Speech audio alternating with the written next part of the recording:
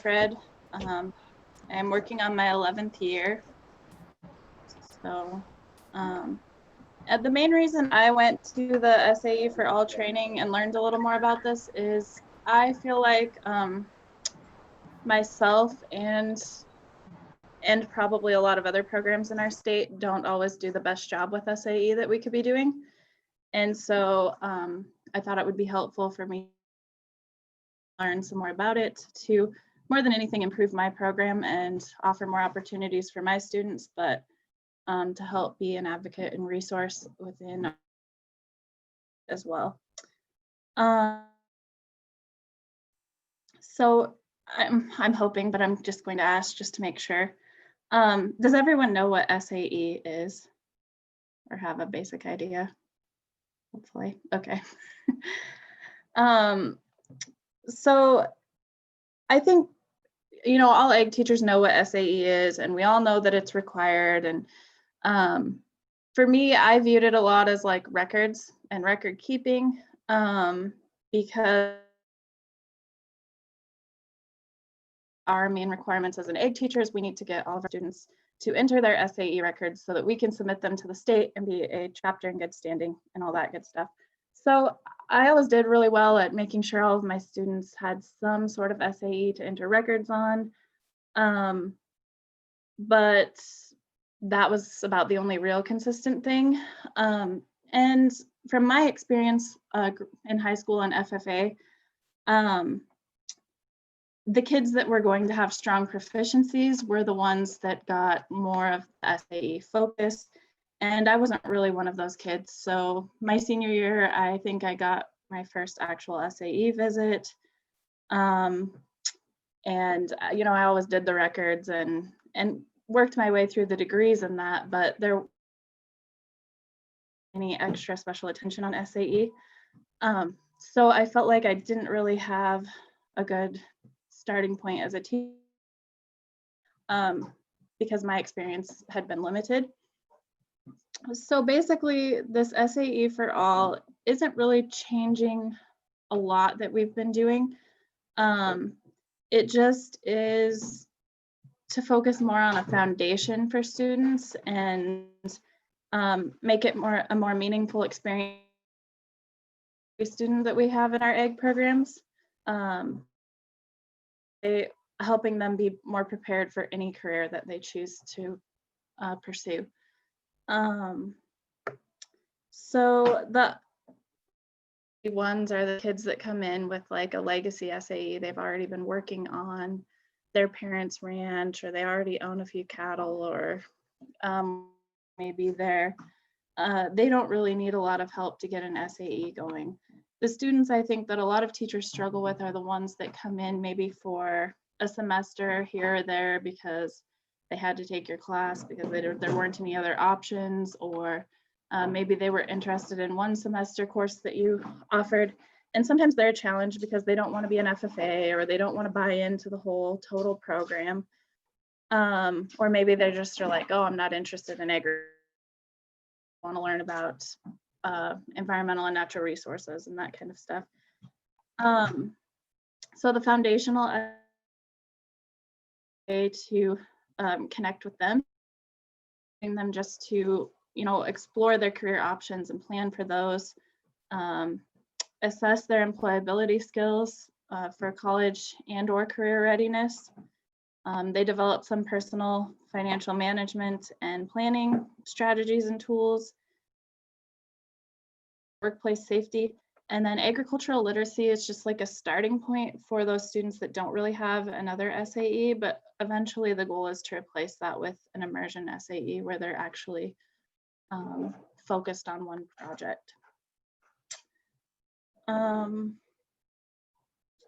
So then there's 3 different levels kind of your foundational SAE. There's aware and advanced. There's some different ways that you could implement SAE into your program. I think that every student should be completing a foundational SAE, even if they have a strong immersion SAE. Their foundational SAE just might look different than someone that's starting out. But the first year I tried to do this before I went to the training, I just tried to integrate students where they were in that awareness intermediate or advanced. And they give you some grade guidelines. So there's like 6 through 9, 9 through 11, and 11 through 12. Kind of divided them up. I put my 7th and 8th graders in that first group, 9th and 10th in the second group, and 11th and 12th in the third group. And it was really confusing for myself as well as the juniors and seniors because it was something new and we were trying to jump in at an advanced stage. And so it didn't make as much sense as the second year we went back and everybody started at the awareness level. And it was kind of basic for some of those older students.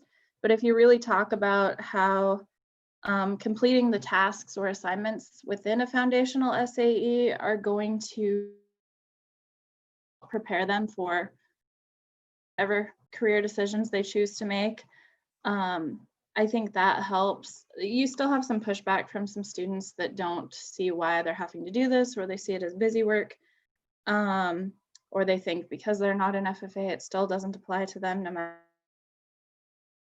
we explain that SAE is not just connected to FFA, it's also connected just to an ag ed program. But you do have some students that will really see the benefit of what you're trying to do. And as they progress throughout, I guess the more it helps them work on that process of getting to the place that they need to be, or getting to a place that's maybe ahead of some of their peers that don't participate in a program like this. So the first year, then last year, I just had everyone do awareness. This year, some of my older students, I have let them jump in and do some of the intermediate activities. Because the awareness ones, it wasn't really going to benefit them to help go through those again. And so, let me see here. The easiest way, I'm going to try sharing my screen and show you a little bit about what I'm talking about here.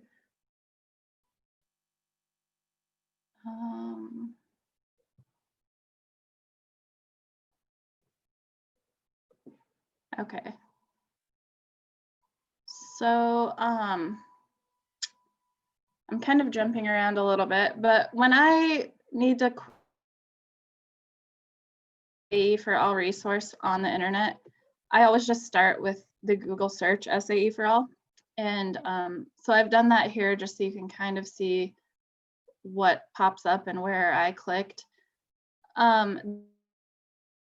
SAE for all website, saeforall.org is a great one. Most of these have all the same kinds of things, but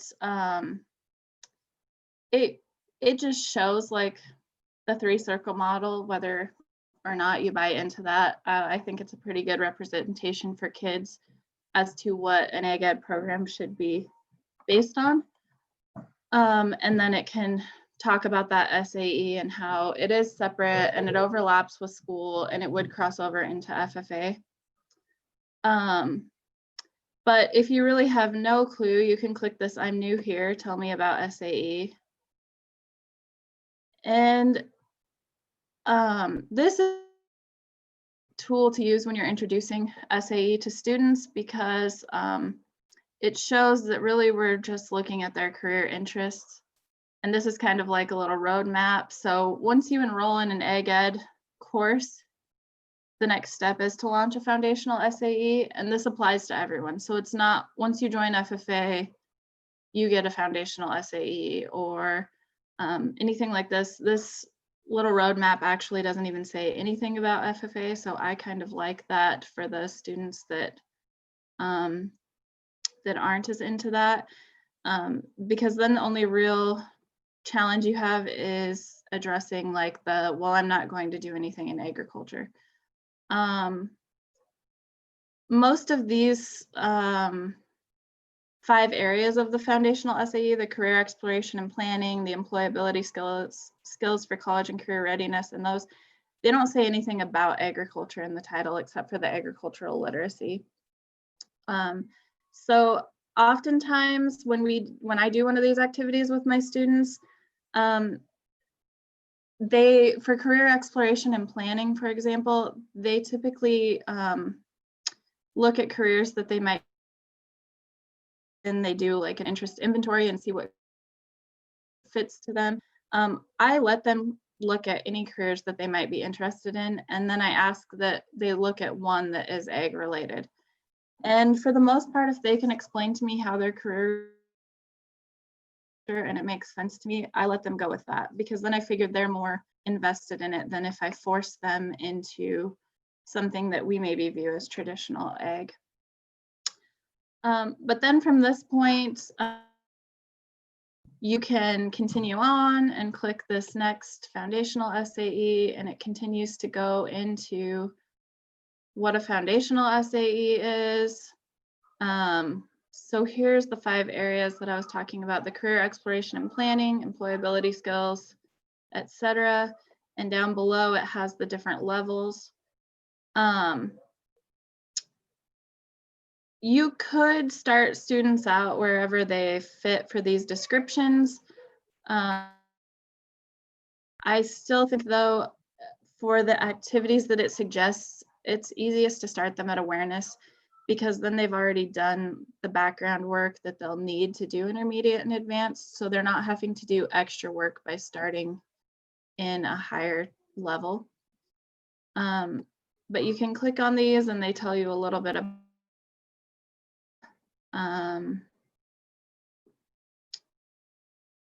and then beyond that, it goes into immersion SAE, which an immersion SAE is just our traditional SAEs that we have been working with, you know, the entrepreneurship, placement, those kinds of things. They've just grouped them as an immersion SAE.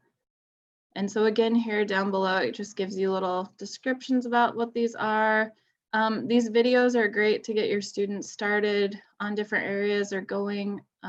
You can also see different, like an SAE agreement form. And this is just like an example of what you could use. But that has like some great resources that you can check out and use as you see fit. And then you can continue on to educator resources. I'm going to, before I go over the educator resources here, I'm going to go back to the beginning, because maybe you've been through all of that, you're not a new person here, and so you're wondering how to get to that spot without going through that whole sequence of pages we just did. If you click this, I'm an educator, access educator resources, it takes you right to that page that we were just at. And then up here, you know, you can go back to the foundational SAE, because maybe you want to show kids this video, or you want to look at like, what's a good explanation for what career exploration and planning is, etc. But then down here, it has different PDF guides. So these complete guides are a little overwhelming, and there are a lot of pages. I would recommend not printing those off for students especially. Down below, I don't even print off this SAE guide for the students. So these are all linked on the box site, so you can download those, or if you're logged in, you can save them to your folders.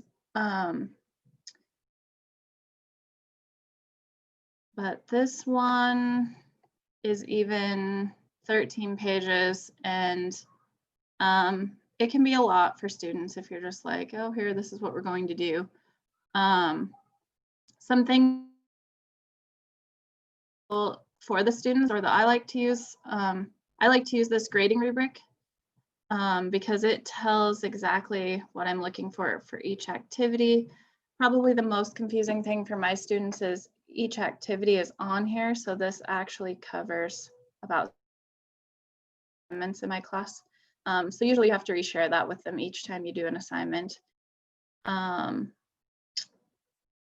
But then this is still, I think, more for teachers' information. So I have done, like, I'll copy and paste this activity 3, the personal financial management instructions, and put it on an assignment. Let me see if I can find it here.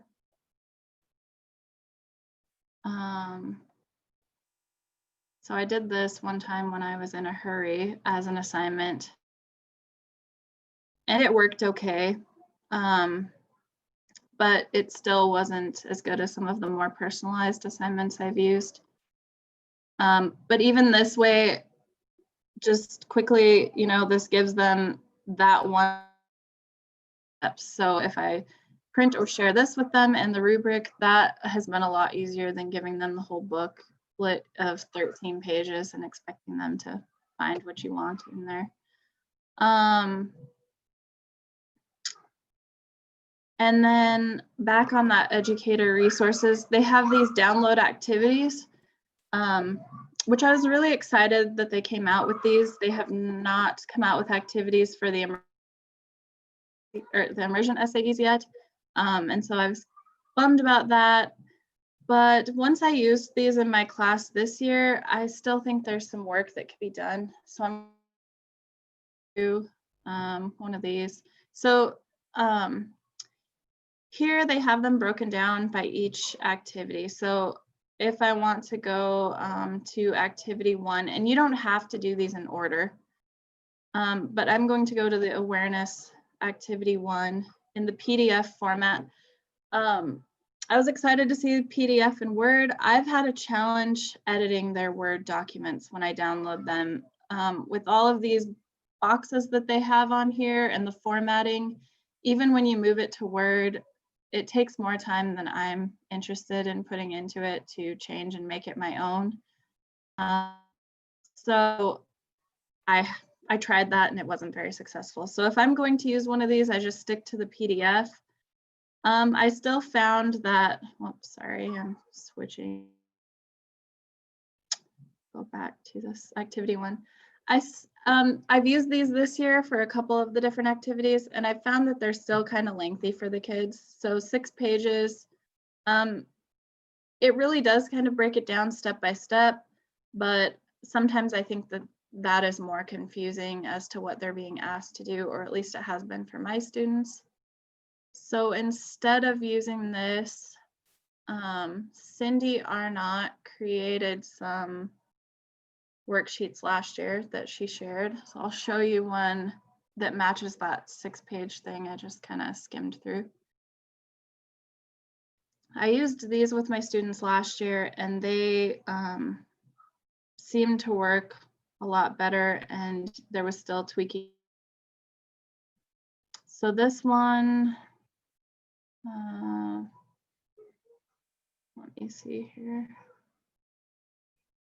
Well, the formatting is different on here right now. I didn't check this before I got on because it's set up as a Word document and I'm showing it in Google Docs, but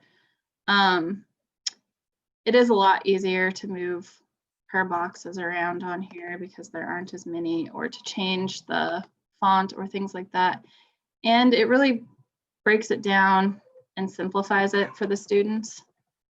This one is 1 page versus the 6 pages, and it still gets those same things you're looking for across.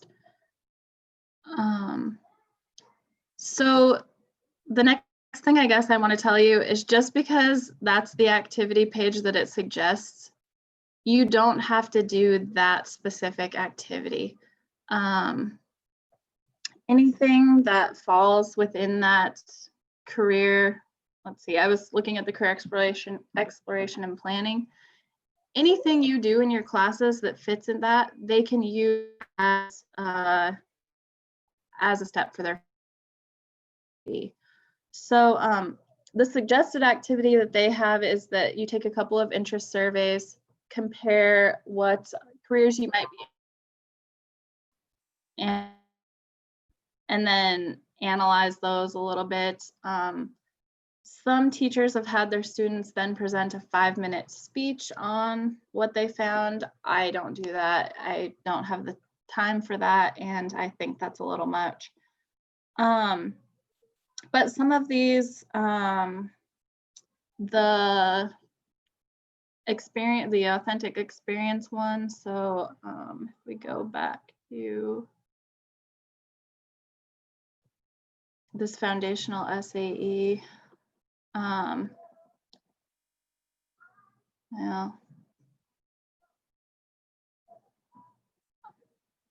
I don't know what I'm doing here.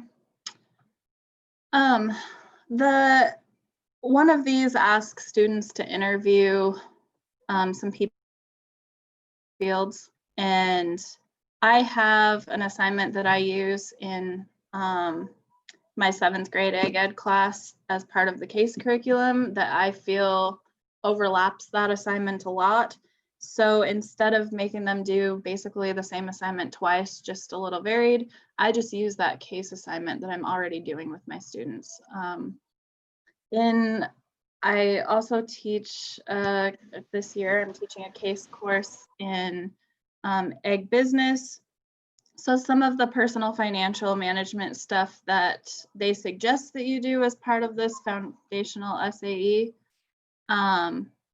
we're already doing in that curriculum. So rather than have them do it twice, I just maybe modify the assignment so that it hits the parts out of the SAE that I want them to get, or maybe I just leave it as is. It really depends on the year and the timing. Last year, as far as like grading and strategies for implementing these, I tried to do the entire foundational SAE, so the 5 components in a semester with my classes. And a lot of those I did on sub days. They are pretty easy for the subs because they don't have to teach them anything. They just have to help answer some questions or guide them along with that stuff. And since I was just trying it for the first time, I wasn't results that I was looking for. I just wanted them to work through the foundational SAE. This year, I have done some myself in class and some with subs, but I'm stretching it out a little more and not trying to stir. Another time that I like to use it with subs is when we're gone for FFA events, because those students typically are the more motivated students that are going to do that work when they get back or on their own. So some other resources that I just want to show you real quick. When you search SAE for All, there's the council things that come up and ffa.org. Those are all really similar. They just look different, but they're going to take you to the same resources. So here's the council. It gives you some background on SAE for All, but then here you get to the guides. If you click on that, it takes you right back to this SAEforall.org website. The teaching resources is going to be your educator resources, just those guides for the different levels, etc. National FFA's site is mostly a lot of the videos. So if you're looking for, oh, I want to explain what a school-based enterprise is to my students, that's an easy place to go find the video. And that's the basic information that comes up when you search SAE for All. You can click on SAE for All and it takes you right back to that main website again. So everything gets you kind of back to that. The one other resource for SAE for All that I really want to show you real quick is this. It's the Council RISE one is the easiest way to get there just from a Google search. You can also get there on this website, student resources on the SAE for All one. And scroll down, it has this online course. That is the same thing that I'm going to show you here. So if you click Start Course, This is kind of a self-guided course for students. So there's like a little table of contents thing over on the side so they can pick where they want to be. It's automatically puts you at foundational SAE awareness, but if you're in the advanced track, you can click that and it moves you ahead to the lesson. And so this gives you a little bit of a background to make sure that you're really in the right place. It gives you an example of what the tasks you're going to be doing are. It gives you those grading rubrics. And I'm going to show you one of those. So this is the same thing that's in the packet, but here it's just one page. So if you're looking for it by itself, that's a good standalone. But then they can go down and they can go through this step by step on here. So here's the career exploration and planning. They need to review their career interest inventory. So they could click this and it takes them right to Ag Explorer. And I think if you do the career finder is where it has its interest inventory. These interest inventories, sometimes I found it's easier to have some extra directions written out for those, or you end up answering the same question over and over, which if you enjoy doing that, be my guest. I don't, if I have a class of 9 kids, I still don't like answering the same question 9 or 10 times in one class period. If I could just write up a quick little, click this, click that, and then get started. Then it asks you some more questions to take you through the activity. And at the end, it tells you how to submit your step 5, I guess, here. It tells you how to submit your activity to your instructor. I have not used this with students yet, mostly just because I never really think about it and I just haven't tried it. But if you're not going to change any of the instructions or you just want to take one of these activities for a test run, this would be a great tool. I think it would also be great for, you know, that distance learners or the ones that are at home right now too. And then the last thing I just wanted to show you about the SAE for All is, since we use the AET for our record keeping system, the AET has updated and you can actually have a foundational SAE. So hopefully I'm going to pick one of my students that has one, maybe.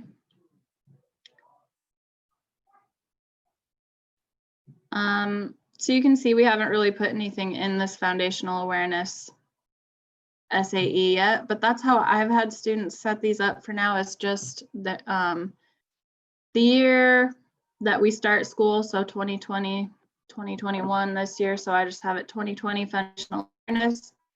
Here they can go in and they'll put in like their journal entries. But the biggest thing that I will probably have them do when they enter this stuff in the AET as a record keeping system is I will have them add photos of the work that they did. So then next year when they go back to review their interest surveys that they completed this year, they don't have to start those over because they have those right there for them. And it's really easy to make one of these when you're setting up your experience. Foundational is its own option and it fills everything else out for you. You can name it whatever you want, but that's that. So that was kind of an all over the place basic rundown of everything that I could think of that might be helpful. But now, if you guys have questions or things, I would be more than happy to answer those or show you where to find things and that.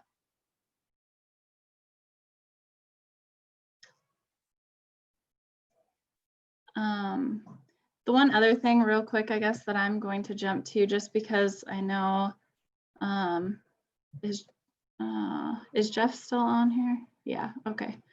I know he had sent me an email and I got it on my phone and planned to get back to him, and I just haven't done that yet. I had a new baby last month and some other things, so I haven't been as responsive on email as I usually would, but this year we do have an egg work experience course.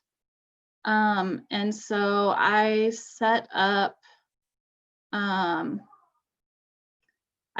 lot of documents and things for that. So I have,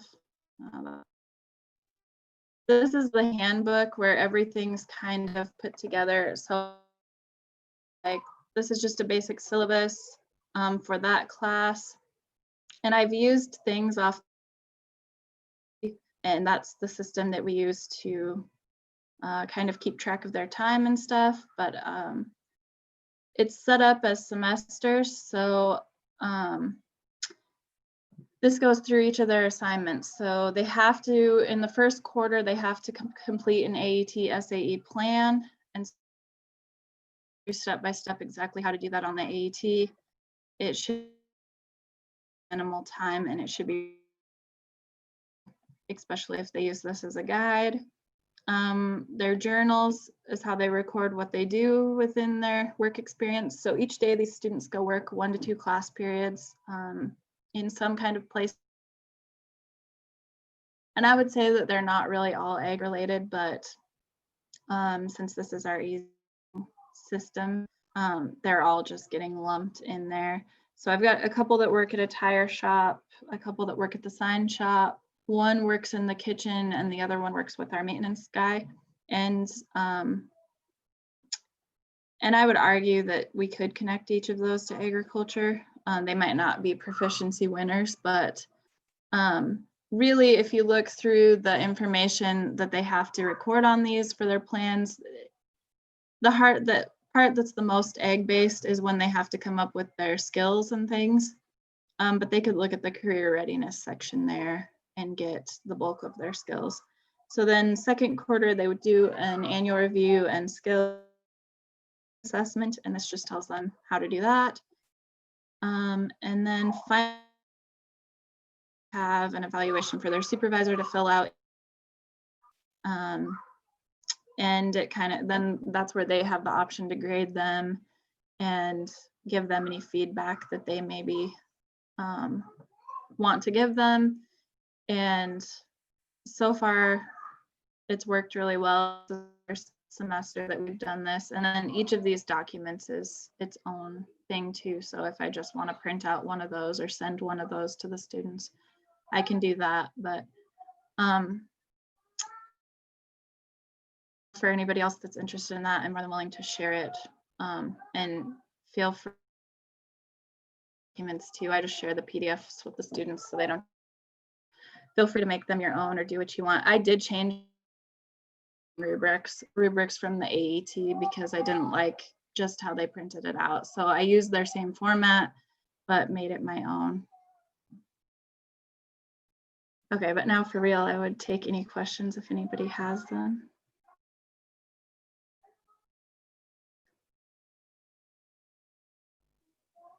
Well, I've never done any of this stuff before, so why should I start with a foundational SAE? Or what I mean, what do you gain by teaching it? Okay, great question. I think by starting with the foundational SAE, you give all of the students a buy-in into the SAE program. If all of your students just jump on board and are happy finding an SAE and doing that, then that wouldn't really be a reason for you, I guess. But I always have some that kind of drag their feet, or even some that like all they do is watch their siblings at home or take care of the pets or their farm animals. And this gives them a way to make SAE meaningful for them still, because going through the foundational activities, they're still looking at like what skills are they gaining that would help them in a career of their choice. How do they go through the processes to make decisions that hopefully are going to be beneficial to them. So to me, it just gives them a lot more tools to help them be successful in their future career. I don't know, I guess does like for placements and stuff, do junior high records count for those? Or does it have to be all a high school thing? For like the proficiencies, I think they still just look at the high school records for proficiencies. And that you actually don't use the foundational SAE as part of your proficiencies or part of your state degrees, different degrees in that. And so I know that's one area where some teachers and advisors are like, oh, well, if it's not going to win me an award or check that box, then I'm not going to mess with it. And I think I'm not ever going to change everyone's opinion on that, and that's fine. But I think awards and our degrees and applications for the proficiencies, those things are just one part of this. And to me, I guess I just really liked making it more meaningful about careers and making those career connections with the students rather than just like focusing on, are you going to win an award with this? Is this going to get you the degree? It leads into the immersion activities, which that is completely how you get those awards and things. So it's a great setup for that, but it's not necessary to get a proficiency or a degree.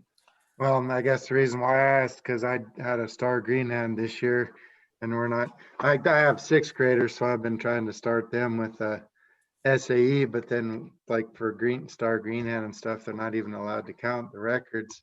So now I'm kind of questioning whether I should even be doing it Yeah. until I get to be a freshman. So this might be a great option. That's why I asked the question. Oh, right. Yep. Yeah. Good question. Yeah. Well, definitely food for thought. Thank you. Yep. No problem. If any questions ever come up beyond this too, or you want to know where to find something, or you want to know if I have a worksheet or something, feel free to email me. I'm usually a little more responsive than I've been the last month and a half, but hopefully that'll get back to normal here in the next year. Yeah, I just made in a form on Excel so I could share that with you too. It was